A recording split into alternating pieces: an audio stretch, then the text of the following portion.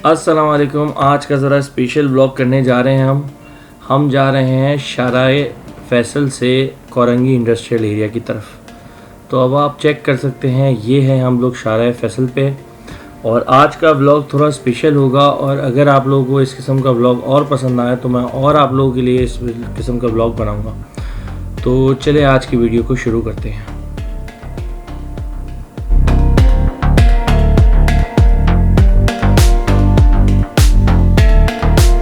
अच्छा, अभी हम लोग जा रहे हैं शाराए फैसल से कोरंगी इंडस्ट्रियल एरिया की तरफ। ठीक है, वीडियो को स्टार्ट करने से पहले मैं आज जो सबसे हॉट खबर है उसके बारे में बताता हूँ। एक एक्सीडेंट हुआ है जिसमें एक बाप और एक बेटी मारी गई है। ठीक है, और इसको मारने वाली जो औरत है उसका नाम नताशा है, जो कि बताया जाता है कि वाइफ है गुल अहमद एनर्जी के ऑनर की। और आप देख सकते हैं, सबसे पहले इसमें एक चीज़ मैं आपको बताऊं कि ये सर्विस रोड है खारसास का, और आप देखें राइट हैंड साइड पे गाड़ी पार्क है।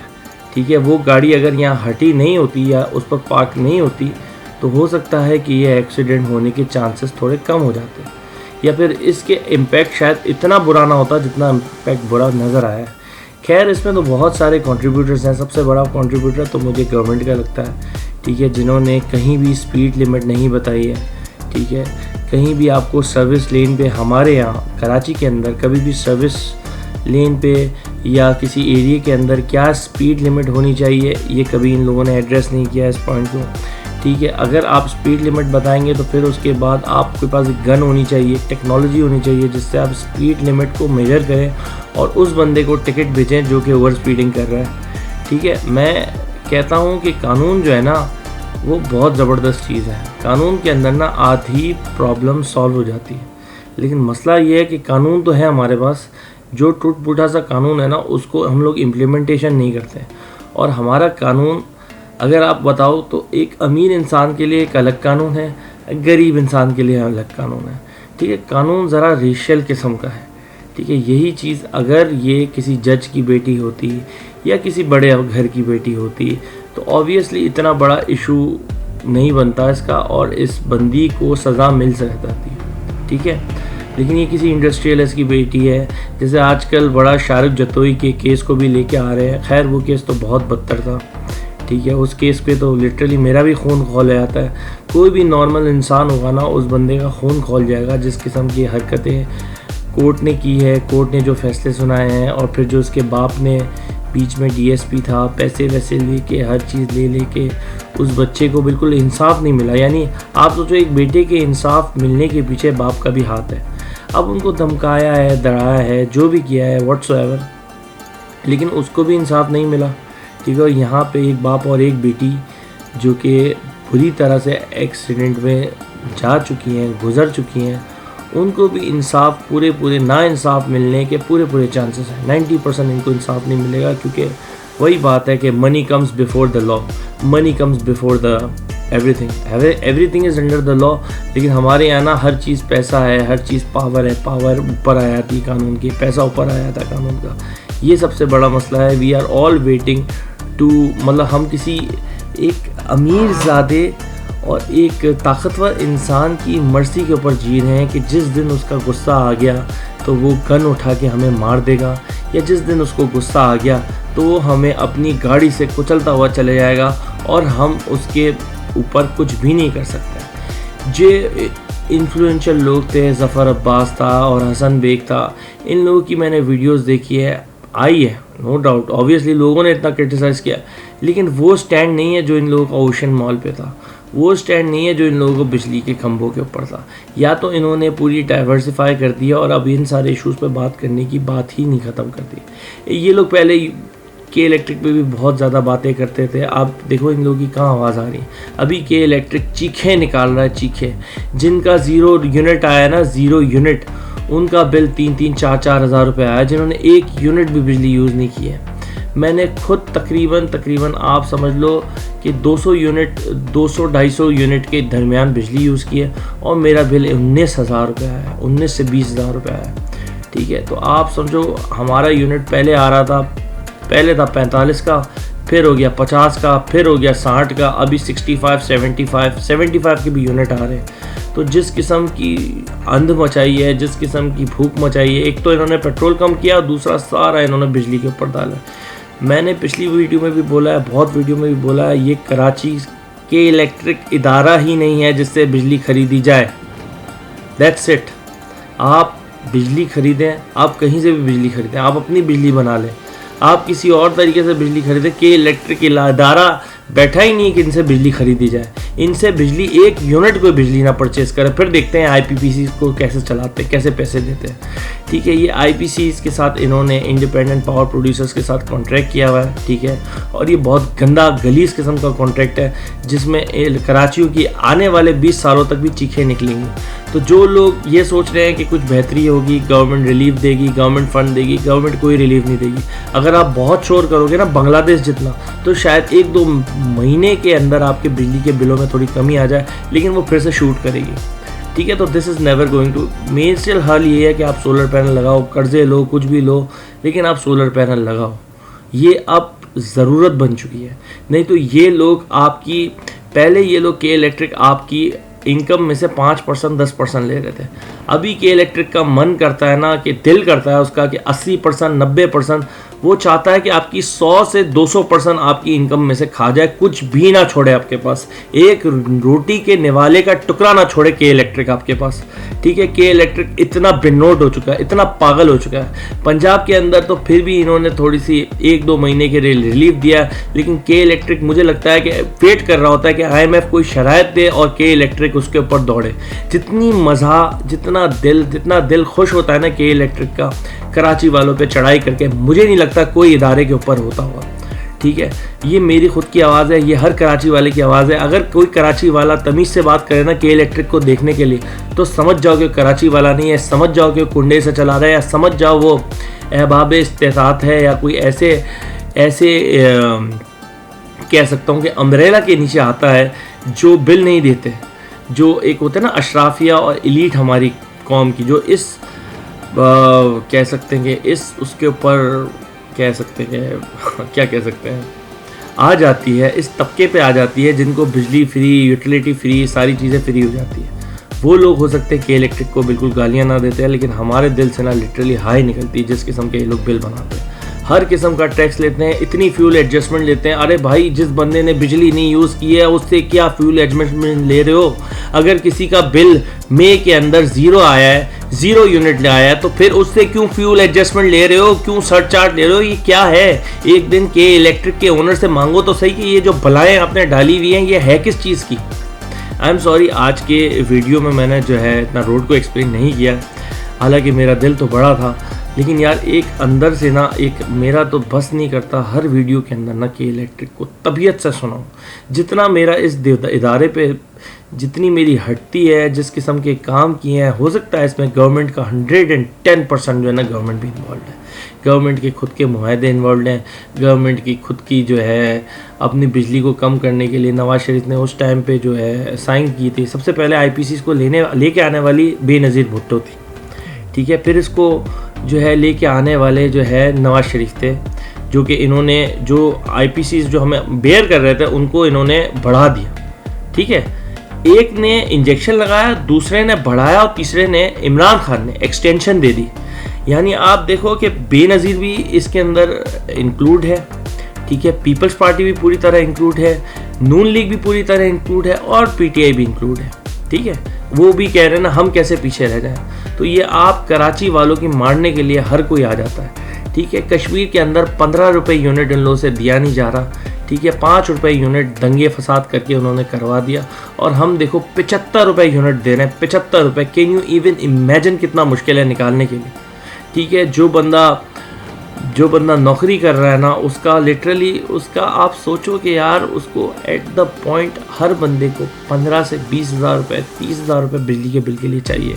वो अगर इतना इंक्रीमेंट नहीं मांगता, या वो मांगता है कि सिर्फ उस चीज़ को लेवल आउट कर ले, तो उसकी नौकरी पक्की जाती है। और वो बंदा कहीं भी नौकरी के लिए अप्लाई करता है तो उसको नौकरी मिलने के चांसेस भी बहुत कम है। आप समझ लो कि हम एक बहुत गंदे डेडली ट्रैप में आ चुके हैं। ठीक है, और ये फंस चुके हैं, और ये डेडली ट्रैप तब तक चलता रहेगा। या तो आप हर चीज़ से इंडिपेंडेंट हो जाओ, अपनी गैस निकालो, अपना पानी निकालो, कहीं से अपनी बिजली निकालो, हर तरीके से इंडिपेंडेंट हो जाओ, बिल्कुल ही इंडिपेंडेंट हो जाओ, ठीक है। या फिर आप मुल्क से बाहर जाने की करो। 2 रास्ते हैं आपके पास।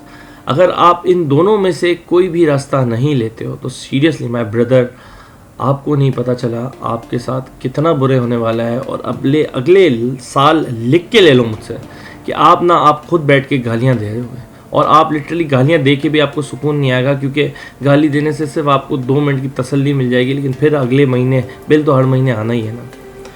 तो ये चीज़ थी, ठीक है। हो सकता है मेरी बात आप लोगों को किसी को बुरी लग गई होगी, लेकिन मेरी बात अगर आपको बुरी लगी है ना तो लिटरली कि मैं सिर्फ ये चाहूँगा कि इस पे बुरी लगने वाली बात नहीं है। आपको 1-0 और बिल आ जाएगा ना तो आपको ये मेरी बात बिल्कुल सही लगेगी, ठीक है। अगर आपको बुरी लग रही है तो इसका मतलब ये है कि आपको सही टाइट वाला बिल आया नहीं है, ठीक है। आपने सोलर लगा लिया, आपने सोलर भी इसीलिए लगाया क्योंकि आपने वो हालात नहीं देखे जो हमने देखे हैं, ठीक है। हमें अपने बच्चे बड़े करने हैं और अभी ये समझ में नहीं आ रहा कि यार कैसे करें, आगे किस तरह बढ़ें, ठीक है। एजुकेशन का हमारे यहाँ कोई नामो निशान नहीं है, इनका कोई एजुकेशन पे काम करने का दिल ही नहीं है, ठीक है। एजुकेशन एक ऐसी इंडस्ट्री है जिसके ऊपर अगर आप आज काम करने जाओ तो 15 साल, 20 साल, 25 साल, 30 साल बाद इसका रिज़ल्ट आता है, और यहाँ पे कोई काम करने के लिए तैयार नहीं है, ठीक है। तो बस ये है मेरी गुजारिश कि यार कुछ एजुकेशन के लिए काम कर लें, कुछ मुल्क के लिए काम कर लें। एजुकेशन के लिए इसलिए बोलता हूँ कि यार भाई ये कौम आपको डुबा देगी कर्जे ले लेके, ठीक है। आपको इतने कर्जे लेंगी ये कौम कि आप डूब जाओगे कर्ज़ों में, ठीक है। एजुकेशन एक वाहिद हल है जिससे आप निकल सकते हो। या तो आप मुल्क से बाहर चले आओ, या फिर जो है आप नई करके भी एरीज रोटी का जोड़ लगा के भी एक बच्चे को किसी MNCs के अंदर, किसी बड़ी कंपनी के अंदर नौकरी दिलवा दो या बिज़नेस करवा दो, ठीक है। वरना आप समझो प्राइवेट कंपनीज जो कि बहुत नीचे तबके की हैं वो तो खून चूस रही हैं एम्प्लॉय का, लिटरली खून चूस रही हैं। आप समझो कि उनका बस नहीं चलता कि वो एम्प्लॉय से 3 महीने काम कराएं, ओवर टाइम लगवाएं और सैलरी भी ना दें, ठीक है। ये इन लोगों के दिमाग में है, प्राइवेट कंपनीज के दिमाग में, बता रहा हूँ, साफ सीधी बात है, ठीक है। हम जो है एम्प्लॉय को हायर करें और उसको फिर बाद में जब वो सैलरी के लिए करें, चीज़ें करें, आप एक्सपीरियंस लेटर मांगें तो उसको अलग रोला है। कंपनी के जाने के बाद भी ना एम्प्लॉयर रोल ही रहा होता है। PF मिलना तो ऐसा समझ लो कि नेमत हो गई। प्रोविडेंट फंड जो दुनिया में आराम से मिल जाता है, यहाँ पे कंपनीज़ के लिए देना बहुत मुश्किल है। कंपनीज़ जो है बहुत बुरे हालात हैं लिटरली। अच्छी जगह जॉब कर रहे हो ना, जॉब करो, एक्सपीरियंस लो, बाहर जाओ। कनाडा बहुत अच्छा मुल्क है, ठीक है, ट्राई करो। सर्दी है, 6 महीने सर्दी है, 6 महीने काम किया, लेकिन कुछ बना लोगे, कुछ बन जाओगे। यहाँ पे घर लेना आज की तारीख में इतना मुश्किल है कि आदमी सोच ही सकता है, ठीक है। आप कहोगे कि नहीं, आपके पास बहुत सारे घर के चीज़ें हैं, आप किसी भी तरीके से घर केटर कर सकते हो, तो आपको कराची से बाहर मिलेगा। कराची से 30 माइल बाहर का घर नहीं चाहिए, कराची के अंदर का घर चाहिए, कराची सेंट्रल का घर चाहिए, कराची सदर का घर चाहिए, ठीक है। घर भी हमें वहाँ का चाहिए जहाँ पे सारी सहूलत हो, सारी चीज़ें हो और सिटी के अंदर हो, ना कि मैं किसी सिटी के बाहर रह रहा हूँ और फिर मैं जो है ना अलग ही रह रहा हूँ। आधी ज़िंदगी मेरी अब शहर के अंदर और शहर के बाहर आने जाने में ही निकल जानी है। बहरहाल ये जो अभी हमने गए हैं इस रोड को, मैंने इसके ऊपर ज़्यादा भाषण नहीं दिया। वजह यह है कि ये कोरंगी रोड है, ठीक है, मेन कोरंगी रोड है और ये पूरे मेन कोरंगी को जोड़ता है, ठीक है। डिफेंस फेज़ 2 से फेज़ 1 से स्टार्ट होता है और ये पूरा कोरंगी से उड़ता हुआ लांडी तक जाता है, ठीक है। ये बहुत लंबा रोड है, मतलब शारा फैसल है ये दूसरा, ठीक है। और दूसरा ये है कि ये रोड की अभी हालत देख लो, लेन मार्किंग हुई है लेकिन मैकेनिकल स्वीपिंग एक रत्ती बराबर की नहीं होती, ठीक है। यहाँ पे इंडस्ट्रियल एरिया है। अब आपको चल के इंडस्ट्रियल एरिया के हालात बता देते हैं। जो लोग यहाँ के इंडस्ट्रियल एरिया से मुंसलिक नहीं है, मैं आपको हालात बता देता हूँ। ये जो अभी हम आए हैं ये है आपका, अल्लाह भला करे, ब्रूक्स चौरंगी, ठीक है। अभी हम लोग जा रहे हैं चमड़ा चौरंगी की तरफ और यहाँ की भी आप हालात चेक कर लेना। अच्छा, ग्रीन बेल्ट देख लें, ये ग्रीन बेल्ट है यहाँ का, और आप देखें शायद कोना कारपस लगाया हुआ है, कोना कार्पस आपने लगा लिया, अब आप आगे लगा लो। हमारी जो सिंध गवर्नमेंट है वो कोना कार्पस को निकाल के कुछ और लगाने के मोड में है, हालांकि वो उसमें इतनी भी कैपेबिलिटी नहीं है कि पूरे कराची में दरख्त लगा सके। ठीक है, ये पूरे ग्रीन बेल्ट छोड़े हुए हैं, खाली छोड़े हुए हैं, ये खाली नहीं होने चाहिए। लाहौर में अगर आप चले आओ ना, ये खाली नहीं है। ठीक है, ये ग्रीन बेल्ट सारे भरे हैं। मुझे समझ में नहीं आ रहा कर सरकार की क्या नाअहली है, गवर्नमेंट की क्या नाअहली है कि इनसे ये थोड़ी सी जर्मिनेशन होके पॉट्स नहीं लग रहे। ठीक है, ये लिटरली इतना आसान होता है ना पौधों को लगाना। पूरे बड़े बड़े दरख्त से आपने कटिंग लेनी है, कटिंग लेके लगा देनी है, आपको खर्चा ही नहीं आएगा, कोई खर्चा नहीं है इसको दरख्त को लगाने का। लिटरली सिर्फ और सिर्फ नाअहली है। हाँ, ये है कि पानी देना, फर्टिलाइज़र डालना, चीज़ें डालना, ये थोड़ा सा काम है, लेकिन वो साल 2 साल के बाद आपसे दरख्त भी बोलता है भाई अल्लाह हाफिज़, मैं खुद कर लूँगा, अपना खुद देख लूँगा। 2 साल में आपसे दरख्त भी टाटा बाय बाय बोल देता है। वो कहता है पानी भी मैं खुद देख लूँगा, अपना फर्टिलाइज़र भी मैं खुद देख लूँगा, न्यूट्रिशन भी मैं खुद देख लूँगा, मुझे आपकी ज़रूरत नहीं है, मैं अब इंडिपेंडेंट हूँ। ठीक है, ऐसी लिविंग थिंग को, ऐसे आप समझ लो सब्सटेंस को, ऐसी चीज़ को हम लोग नहीं वैल्यू देते जो कि इतनी जल्दी इंडिपेंडेंट हो जाती है। और ये हमें करके क्या दे रहा है, हमें टेम्परेचर कंट्रोल करके दे रहा है, हमारी हवा को साफ़ करके दे रहा है, डस्ट वस्ट हमसे उठाई नहीं जाती उसको फ़िल्टर करके दे रहा है, बाकी जो है आपको ग्लोबल वार्मिंग को ठीक करके दे रहा है। और इसके हर दरख्त के ना अपने खुद के फ़ायदे हैं। अगर मैं फ़ायदे बताने बैठ गया ना तो वीडियो बहुत लंबी हो जानी है। अच्छा, अब आ गए हैं हम अंदर की तरफ। ठीक है, और ये है कोरंगी इंडस्ट्रियल एरिया। ये एक्चुअली वेयर हाउस एरिया है। यहाँ पे गारमेंट्स के और बहुत सारी चीज़ों के वेयर हाउसेस हैं। ठीक है, और यहाँ पे आपको सस्ते रेट में लाटों का माल मिल जाएगा। ठीक है, लाटों का माल यानी आपको बहुत ही सस्ते रेट में पूरा बल्क मिल जाएगा। आप बल्क में उठाओ, उसको आप छाटी करो, उसको बेचो। अब बेचना बनाना है, आपको मैन्युफैक्चर करना है, वो सब आपका मसला है। ठीक है, तो ये आप देख लें इस अंदर के एरिया की हालत। अंदर आपको सड़कें सीधी नहीं मिल रही। ठीक है, पानी वानी, मुझे नहीं लगता कि पानी की गुंजाइश है, इन्होंने कभी ज़िंदगी में पानी देखा है इनकी सड़कों में। ठीक है, अंदर आ जाएँ तो इधर कोई पार्किंग वार्किंग का निज़ाम नहीं है, लेन मार्किंग आप सोचो भी नहीं, गंदगी सैनिटाइजेशन का भी कोई निज़ाम नहीं है इनका। ठीक है, और इस एरिए की ना असल में कवरेज कोई करता नहीं है। अब ये देखें, ये दुकानदार हैं, इन्होंने अपनी दुकान साफ़ रखी है, लेकिन मुझे पता है आगे पीछे ये लोग कचरा डंप करते हैं। ये जो लो इनकम जेनरी है ना, इनका यही मसला है कि इनको अभी तक डिस्पोज करना, किस तरह कचरा डालना है, कौन सा कचरा कहाँ डालना है, इनको इनकी तमीज़ नहीं है। क्योंकि इस चीज़ की तालीम दी जाती है जो कि हमारे शहर में, हमारे मुल्क में दी ही नहीं जाती, और ना ही देने का मूड है। क्योंकि हमने जिस बंदे को बैठाया है ना ऊपर, वो खुद ही जाहिल है। तो जब वो एक आप जाहिल बंदे को ऊपर बैठा दोगे तो वो कभी भी लोगों को पढ़ाएगा नहीं। ठीक है, ये एक्चुअली सारी बात का लब्बे लुबाब है। ठीक है, अब ये देखें, यहाँ का मेयर मुझे लग रहा है सो रहा है, या मेरे ख्याल से पैसे वैसे लेने आता है, भत्ता वसूल करने आता है। यहाँ पे जो मेयर है वो साहब, उनको गलियाँ नहीं नज़र आ रही, वो सिर्फ मेन रोड दिखता है, मेन रोड देख के चले आते हैं। तभी कहता हूँ हर एरिया का अपना मेयर होना चाहिए, ताकि इस किस्म की जो गलियाँ हैं ना वो बने। जमात इस्लामी के दौर में बन जाती थी, लेकिन अभी बिल्कुल भी नहीं बन रही। यहाँ पे क्रीट वीट लगा के इसको वंस एंड फॉर ऑल ख़त्म हो सकता है। ये बहुत खूबसूरत बन सकता है, believe me. Thank you so much for watching this video. I hope आप लोगों को मेरी वीडियो पसंद आई होगी। इस किस्म की और वीडियो देखनी हो तो मुझे प्लीज़ कमेंट करके बताइए। मेरी वीडियो को लाइक करें, शेयर करें और मेरे चैनल को सब्सक्राइब करें। अल्लाह हाफ़िज़।